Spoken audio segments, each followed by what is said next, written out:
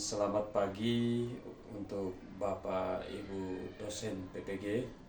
Perkenalkan, saya Ardianus Genggor, guru pendidikan agama Katolik dan budi pekerti di SD Katolik Yaswari Wenlasi, Kabupaten Timur Tengah Selatan, Provinsi Nusa Tenggara Timur.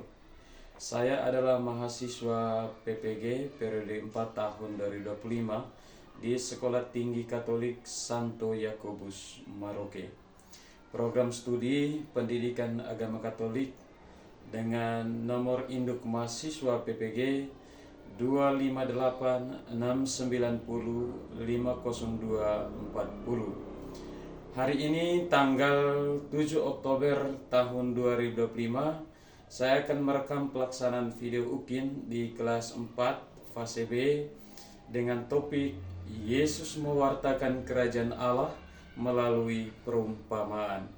Sekian perkenalan disampaikan. Terima kasih.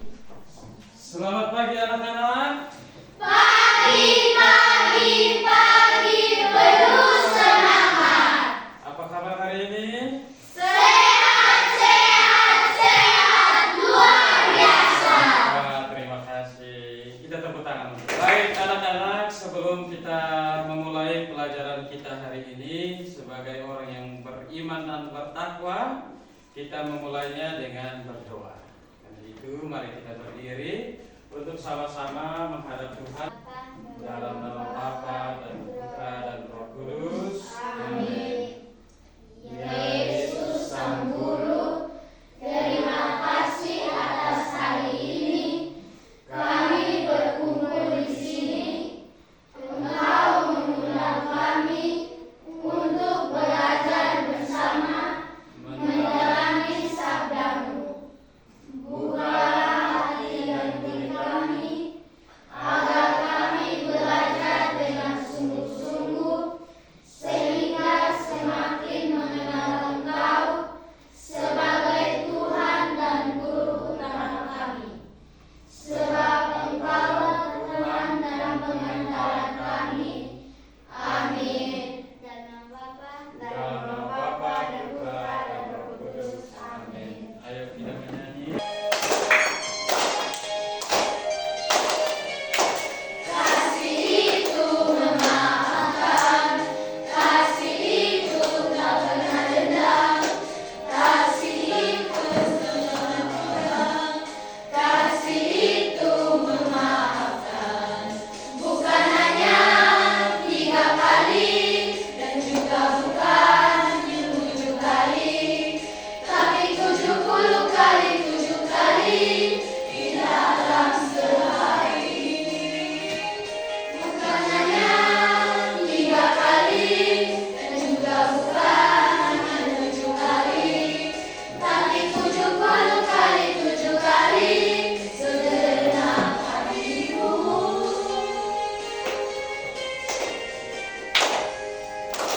Oke, kita tepuk tangan dulu. Silakan duduk. Ya, kita mulai absensi dulu ya. Dengan nama Alessa Vera Tampani. Oke. Agatha Kopo. Oke. Christine Tahun. Oke. Lesta Tampani. Esther Tampani. Oke. Bradley Lakapu. Oke. Valdi Balunaek. Oke. Valdi Rafa Tristan. Oke. Martin Senak. Salvatore Seran. Oke. Angelica Tahun. Oke. Reni Selan. Oke. Elizabeth Balunaek. Oke. Mario Nahak. Jason Tamono. Oke. Semua hadir ya. Luar biasa kamu ini. Pada kesempatan ini kita akan belajar tentang Yesus mewartakan kerajaan Allah melalui apa? Melalui apa? Oke, melalui. Anak lihat di gambar-gambar, lihat toh? Lihat tidak? Oke. Kira-kira gambar nomor 1 apa? Ada yang tahu? Oh, apa? Ini betul betul ini. Betul? Yang kedua? Mencuri apa? Kau bisa mencuri mangga betul? Nah, yang ketiga? Apa? Kamu pernah menyesal? Sering. Nah, yang keempat? Oh, kamu biasa mengaku dosa atau tidak? Sering. Yang benar. Yang ketiga? Diampuni. Diampuni oleh siapa ini? Kamu pintar. Jadi, baik. Sebelum kita melanjutkan pembelajaran kita mengenai Yesus mewartakan kerajaan Allah, tapi terlebih dahulu kita harus tahu tentang itu tujuan pembelajaran ini. Dari tujuan dari pembelajaran sebentar yang kita akan memulai itu supaya anak-anak mampu memahami bahwa Yesus mewartakan kerajaan Allah melalui perumpamaan serta mewujudkan semuanya itu melalui apa? Yang ini. Sikap dan nah, jadi nanti anak-anak supaya apa yang kita ajarkan mengenai Yesus mewartakan kerajaan Allah melalui perumpamaan itu supaya harus diwujudkan dalam apa? Sikap dan tindakan dalam hidup sehari-hari. Ingat baik-baik ini ya, supaya ini. Yang berikut, setelah kita mengetahui tujuannya tadi, kita lihat dulu indikator ketercapaian tujuan pembelajaran. Jadi kita harus tahu ini indikatornya apa saja. Dari satu itu nanti supaya anak-anak semua ini harus mampu menjelaskan arti perumpamaan Yesus. Nah, supaya apa? Mampu menjelaskan arti perumpamaan Yesus ini. Jadi semua supaya kamu tahu asal mampu menjelaskan. Nanti yang kedua ini supaya anak-anak harus mampu menyebutkan ciri-ciri perumpamaan Yesus mewartakan kerajaan Allah. Supaya anak-anak mampu apa menyebutkan ciri-ciri perumpamaan Yesus kerajaan Allah. Nah, jadi itu. Yang ketiga ini. Ketiga supaya anak-anak mampu menyebut contoh-contoh perumpamaan dalam kitab suci. Jadi harus mampu menyebutkan contoh-contoh dalam perumpamaan dalam kitab suci. Yang keempat ini harus mampu menjelaskan alasan mengagumi tokoh dalam kitab suci.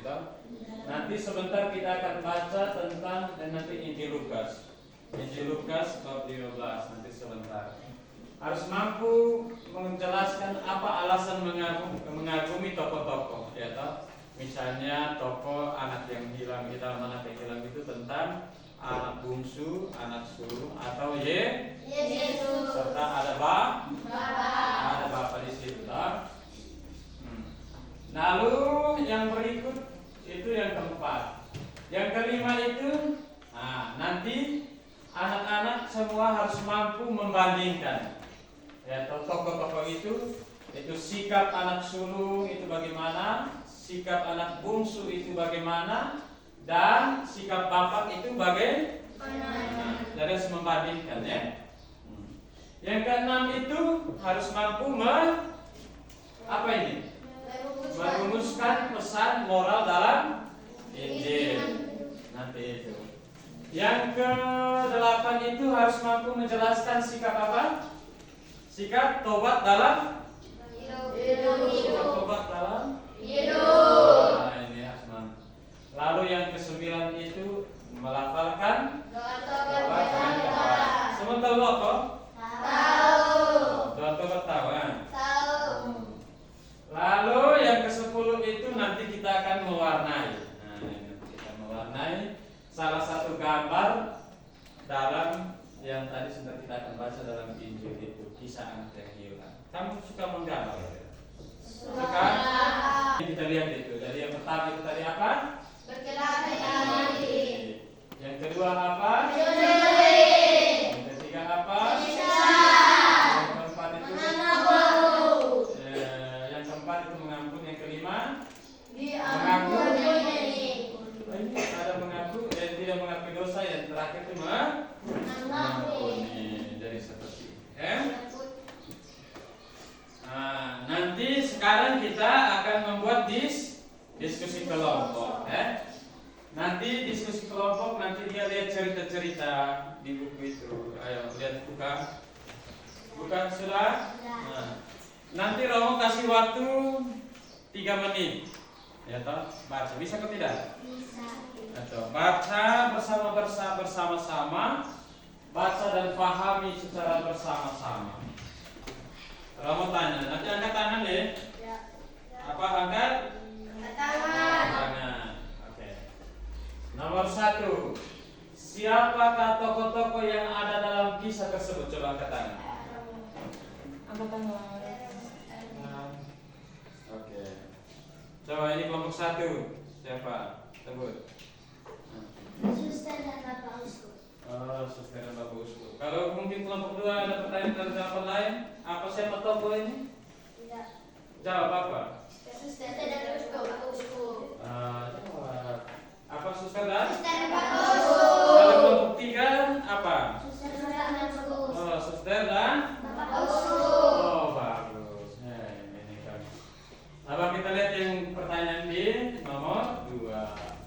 Apa yang dilakukan suster dalam kisah tersebut? Coba angkat tangan. Semua sudah toh? Ya. Coba yang di kelompok 2 duluan. Apa yang dilakukan suster dalam kisah tersebut? Ya. Suster mimpi ketemu dengan Yesus. Oh, suster mimpi? Dengan Yesus. Dengan Yesus. Coba di nomor kelompok 3 apa? Suster cerita mimpi ia bertemu dengan Yesus. Oh, suster cerita dia Bermimpi dengan Yesus. mimpi ketemu dengan Yesus. Oh, coba kelompok 1 apa? Suster bercerita kepada Bapak Uskup ia bertemu dan berbicara dengan Yesus dalam mimpi. Oh, suster bercerita dia mimpi ketemu dengan Bapak Uskup dalam mimpi. Lalu yang nomor 2 yang dilakukan suster apa? Menyampaikan bahwa ia bertemu dengan Yesus. Wih, suster mimpi ketemu Bapak Uskup. Bapak ketemu siapa? Yesus. Susternya hebat. Nah, hebat tidak? Hebat. Yang ketiga itu apa tanggapan Bapak Uskup? Coba. Meminta suster bertanya kepada Yesus apakah saja nanti uskup Belum menjadi uskup. Jadi tanggapan Bapak Uskup itu dia meminta suster bertanya kepada Yesus dosa terbesar dari uskup sebelum menjadi uskup.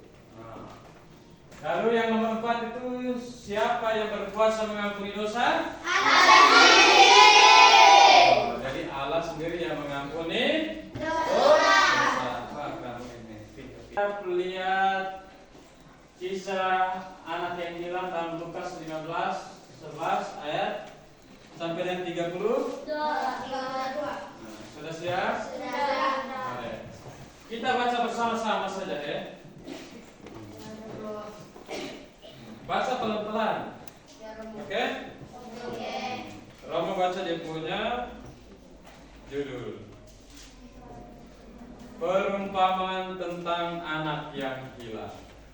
Tetapi tidak seorang pun yang memberikannya kepadanya. Lalu ia menyadari keadaannya. Katanya, betapa banyaknya orang upahan Bapakku yang berlimpah-limpah makanannya, tetapi aku di sini mati kelaparan. Aku akan bangkit dan pergi kepada Bapakku dan berkata kepadanya, Bapa, aku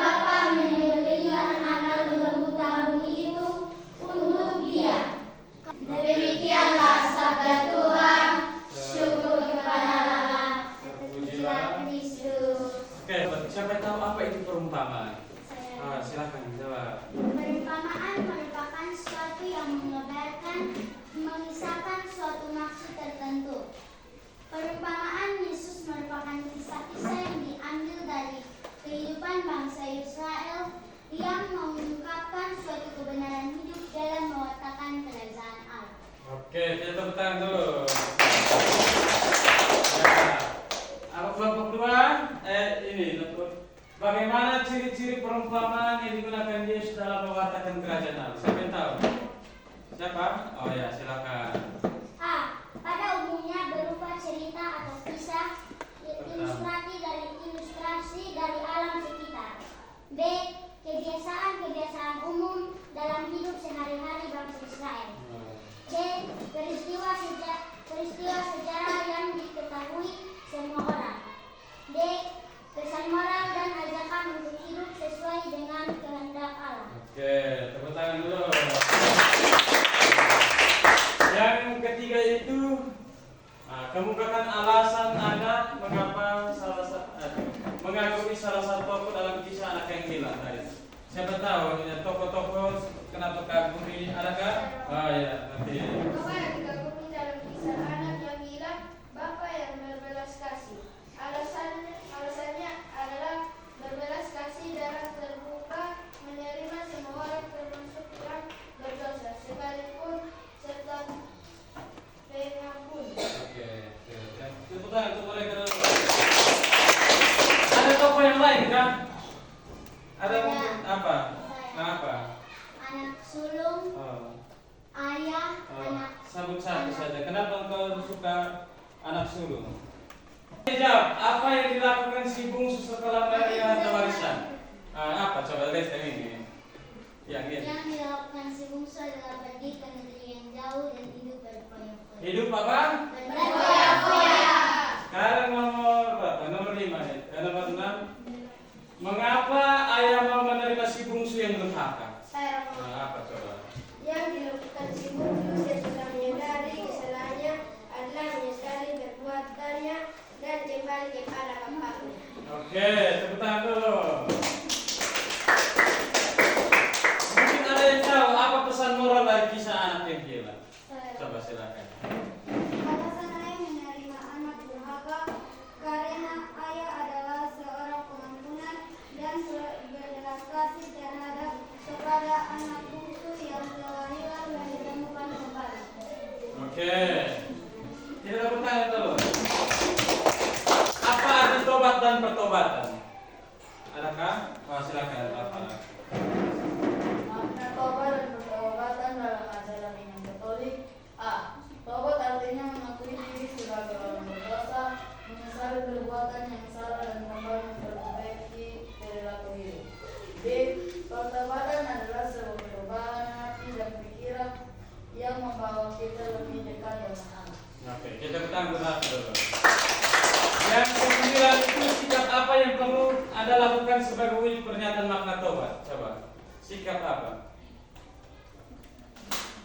Ada terjawab sudah.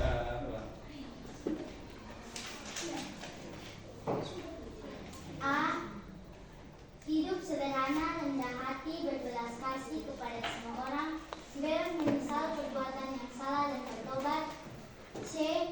Mengampuni sesama yang bersalah dan memberi tanpa menuntut balasan. D. Menerima semua orang tanpa membela-bela. Oke, kita bertanya dulu kan. Jadi kita lihat dulu. Apa itu ciri-ciri perumpamaan? Dengar. Ciri-ciri perumpamaan itu pada umumnya berupa cerita atau kisah seperti yang tadi, ilustrasi dari alam sekitar. Lalu kadang-kadang berupa kebiasaan umum dalam hidup sehari-hari, berupa peristiwa sejarah yang diketahui semua orang. Yang berikut tentang berisikan pesan moral dan ajakan untuk hidup sesuai dengan kehendak Allah. Dan ingat itu baik-baik, Ini adalah ciri-ciri perumpamaan. Yang berikut, alasan yang mengagumi salah satu tokoh dari kisah anak yang hilang. Ya, anak bungsu itu nakal. Anak bungsu apa? Nakal. Kemudian ia bertobat. Kemudian apa? Ia apa? Bertobat. Jadi bapak itu berbelas kasih dan dibaca ini. Berbelas kasih dan pengampun. Nomor 4 itu yang dilakukan si bungsu setelah menerima harta warisan ayahnya apa? Ini coba. Pergi ke negeri jauh dan hidup berfoya-foya. Kamu di foya-foya betul ya? Tidak. Jangan Yang 5 itu yang dilakukan si bungsu setelah menyadari kesalahannya adalah apa? Menyesali perbuatannya dan kembali kepada. Jadi kalau berbuat dosa itu harus apa? Menyadari kesalahan, lalu bertobat. Ya, seperti itu. Yang keenam itu alasan mau menerima si bungsu yang durhaka karena bapaknya memiliki belas kasih pada anak-anaknya. Menerima anak yang bertobat dan kembali kepada Bapak. Jadi ingat itu. Sekarang kita lihat pesan moral. Nah, pesan moralnya apa?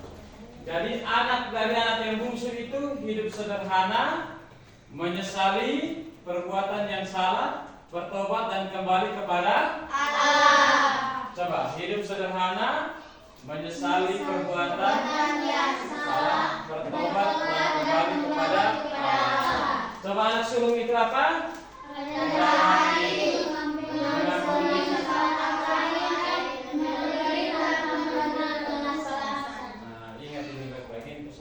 Bapak bagaimana? Coba baca. Berbelas kasih kepada orang lain, menerima semua orang tanpa membeda-bedakan, mensyukuri hidup yang telah dianugerahi Tuhan. Jadi ingat baik-baik ini. Jadi ini pesan yang perlu kita buat. Tobat itu dari bahasa Arab. Ya, tahu dari bahasa Arab, yaitu taubat. Yunaninya metanoia. Jadi metanoia artinya apa? Coba baca. Merasa bersalah, menyesali perbuatan yang tidak sesuai dengan ajaran agama. Nah ini. Sedangkan pertobatan adalah perubahan hati dan pikiran untuk kembali kepada Allah. Jadi ingat itu baik-baik ya. Perubahan hati dan pikiran untuk kembali kepada Allah. Jadi ini sikap yang perlu dilakukan sebagai wujud pertobatan. Nah, anak-anak dengar ini baik-baik ya. Jadi kita perlu apa? Rendah hati dan mengakui diri sebagai orang berdosa yang perlu bertobat.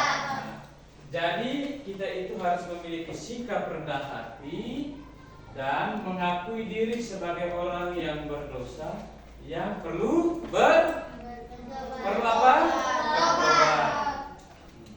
Yang berikut adalah kita perlu menyesali perbuatan yang salah dan kembali memperbaikinya. Kalau sudah berbuat salah, sadar dan harus memperbaikinya. Yang berikut itu kita perlu mengampuni, memaafkan dan berteman dengan semua orang. Kamu berteman dengan semua orang atau tidak? Berteman? Berteman atau tidak? Kita lihat sedikit konfirmasi pemahaman pembelajaran. Mungkin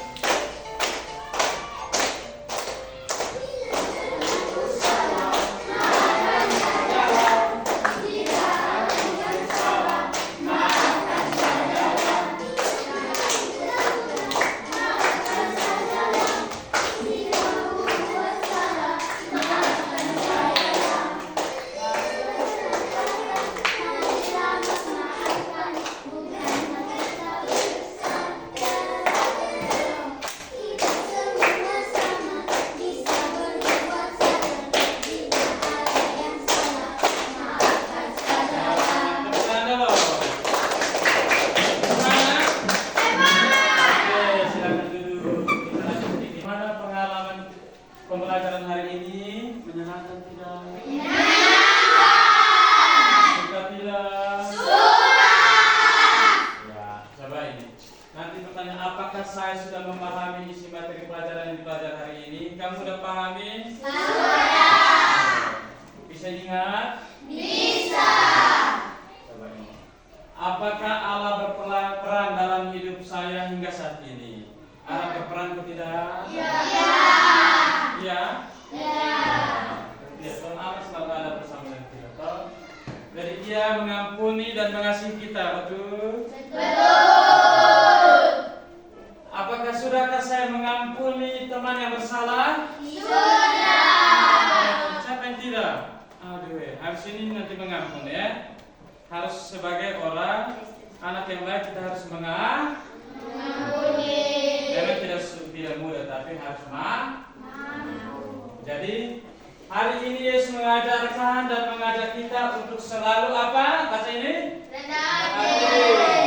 Harus baca ini. Mengakui setiap kesalahan yang telah kita buat. Jadi bertobat yang berikut ketiga itu apa? Yang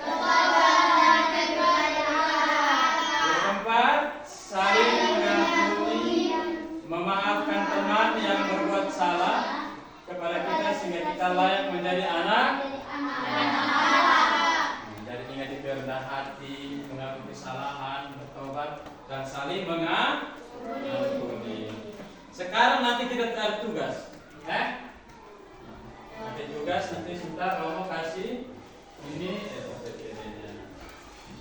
Jadi nanti tugas itu mewarnai salah satu gambar berikut ini dengan pilihan warna yang tepat sehingga menjadi indah dan menyenangkan. Nanti adik-adik dari kita sekian. Nanti untuk pelajaran minggu depan kita lihat ya. Kita pelajaran kita sampai di sini. Untuk minggu depan kita belajar tentang mujizat-mujizat Yesus. Jadi anak-anak silakan pelajari sebelum pertemuan. Lihat materinya pada buku siswa halaman 106 sampai dengan 113. Nanti belajar ya. Ya, tentang mujizat. Oke? Pertemuan kita sampai di sini saja. Masih semangat?